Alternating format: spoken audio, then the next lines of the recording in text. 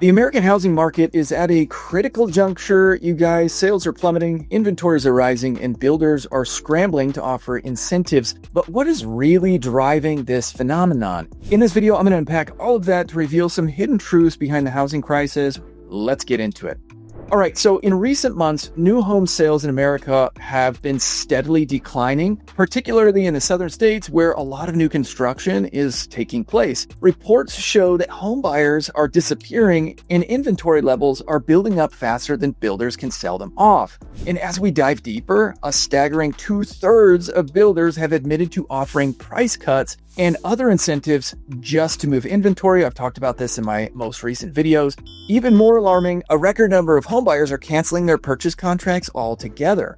So let's go through the timeline. So July 2025, new home sales reached 652,000, an 8.2% decline compared to the previous year. Southern region, sales decreased by 3%, 388,000 units. In existing home sales, transactions barely recover to a stagnant 4 million annual pace, indicating severe market depression. Okay, so through analysis, we discovered some glaring contradictions. While mortgage rates have remained relatively low and the stock market is performing well, consumers remain anxious and hesitant. The sentiment is palpable.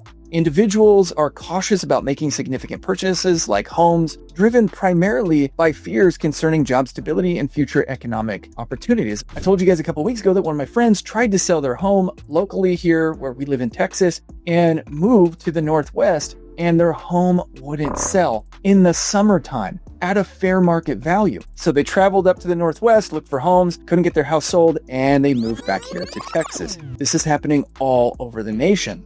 All right, so here are some key highlights. There's a rise in cancellations. July alone saw 15% of new home purchase agreements fall through, the highest rate for that month since records began in 2017. The trend is most significant in my home state of Texas and Florida, where uncertainty looms over the housing market. And if you haven't seen my Florida video, make sure to check that out because there's some interesting things that are happening in Florida.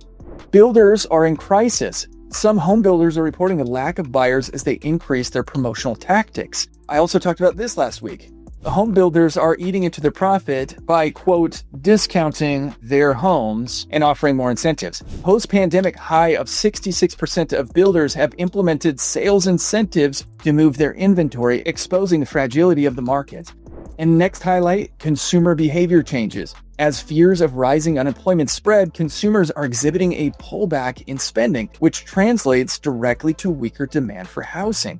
As the dust settles, you guys, we got to confront the harsh reality. The much touted recovery never materialized. The illusion of a booming market has been shattered, with economic fundamentals lagging behind. Home builders and buyers alike are now facing a macro-led housing bust that is likely to have far-reaching consequences, not only on the real estate sector, but also on the wider economy. But don't take my word for it. Just keep your ear to the ground. If you guys want to subscribe to our weekly newsletter, The Deal Watch, there's a link down in the description below. We offer additional insights and some flip housing opportunities. No pressure. The link is down there. Take it or leave it. What emerges, my friends, is a devastating cycle. As home values stagnate or even decline, consumers grow increasingly wary, further stifling economic activity. The narrative surrounding America's housing market is one of caution and reflection. In the third and fourth quarters of 2025, the indicators suggest that we're in a phase of adjustment. We must reassess our understanding of growth and recovery. That doesn't mean that there aren't opportunities all around us. You just have to know how to look. And I'd be tightening that pocketbook and saving your cash for even greater opportunities moving into the beginning of 2026. All right, again, if you're interested in getting more insights into the housing market and potential opportunities for the old flippers, I encourage you to check out the Deal Watch newsletter. No pressure. Just something to consider if you want to stay ahead of the curve. Thanks for watching, everybody. And remember to stay informed as I continue to uncover the complexities of today's economy and real estate market. Talk soon. Have a good one. Later.